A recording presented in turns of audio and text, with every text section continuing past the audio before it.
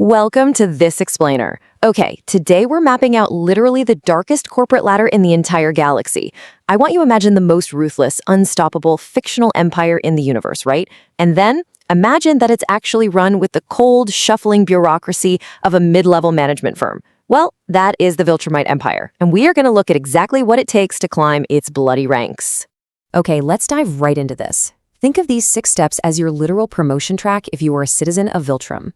We've got starting at the bottom, moving up to Generals of Genocide, the Planetary Infiltration Pivot, the Ruling Council, the Grand Regent, and finally, the Fallen Emperor. All right, starting things off with Section 1, starting at the bottom as a Level 1 soldier. So you're a brand new grunt, right? Just trying to survive day one on the job. To do that, you absolutely have to understand Viltrumite culture.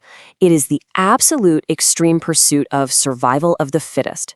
Basically, the strong deserve to live and the weak deserve to die. And the key here is they do not see this as cruel. Not at all. To a Viltrumite, this is just nature's way. There is zero room for sparing lives out of empathy, because empathy is viewed as a fatal weakness. So how do you actually get hired in a culture like that? Well, picture your 18th birthday celebration. Step 1, you turn 18. Step 2, you fight both of your parents to the death with your bare hands.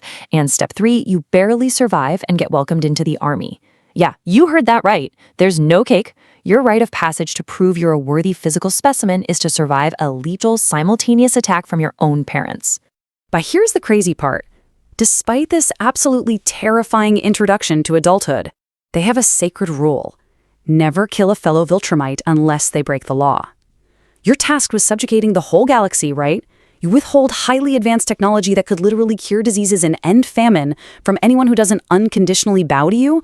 But despite all that outward brutality, you maintain a strict, civilized code against killing your own kind.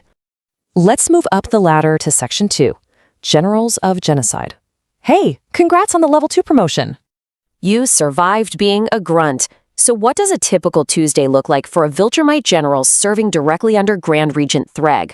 Well, you arrive at a peaceful, technologically advanced world, like a place called Yopa.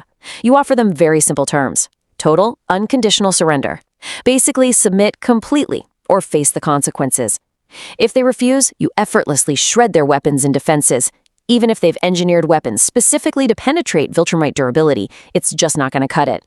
And finally, you don't just conquer the planet, you utterly destroy it. Then, you go home, file your paperwork, and wait for the next assignment. It's this unstoppable, brutal expansion, but viewed through a deeply mundane, bureaucratic lens. Now here's where things get wild. Section 3, the Planetary Infiltration Pivot, or Level 3's Survival.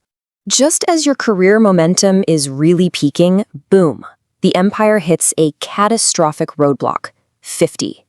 That horrifyingly low number represents the total surviving population of Viltrumites in the entire universe.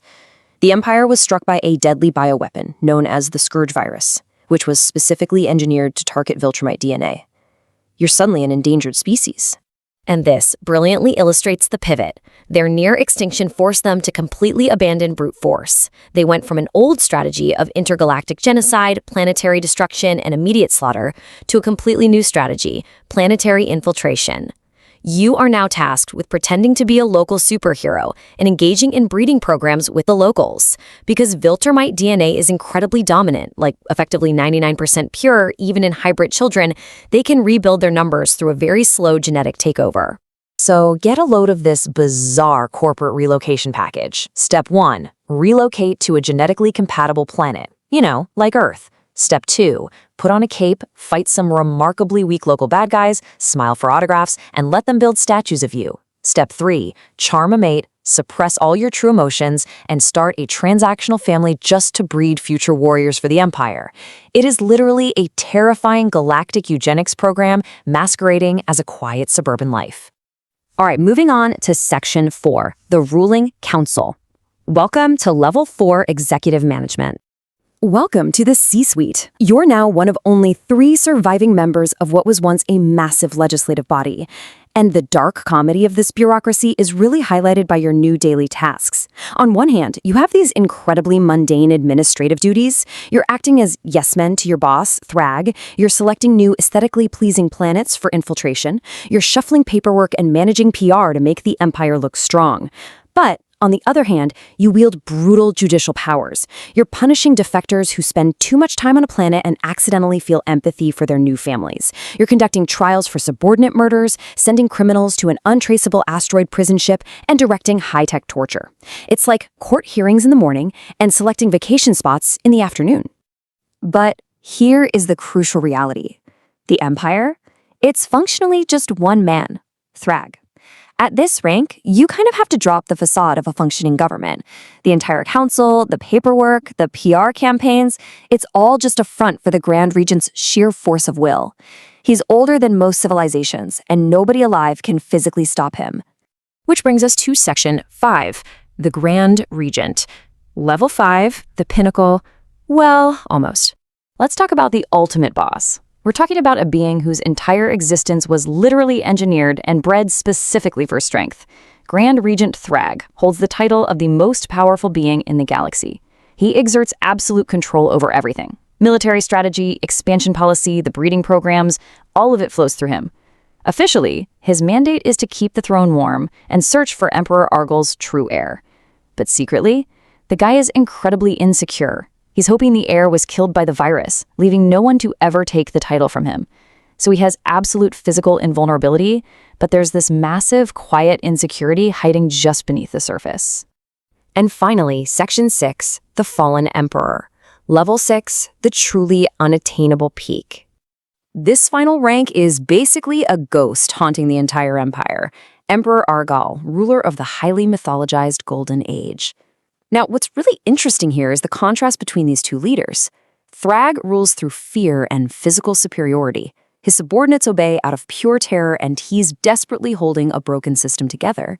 But Emperor Argal ruled through deep respect and belief. He gave his people a unified identity way beyond just conquest, and he built an empire meant to outlast them all. Thragg has all the physical power in the universe, but he utterly lacks the one thing Argal commanded effortlessly, which is true loyalty. So what actually ended this golden age? Well, it all traces back to a single assassination carried out by a single Viltrumite who decided alone that what his people were doing was wrong. The Great Purge, the devastating Scourge virus, the desperate infiltration program, the fragile Council of Three, all of it started when Emperor Argal was stabbed through the skull by a defector.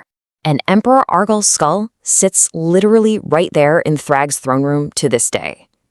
Thragg tells his people it's a reminder of what happens when an empire loses its way. But really, that skull is a constant reminder of everything Thragg has been trying to replace for eons and just can't.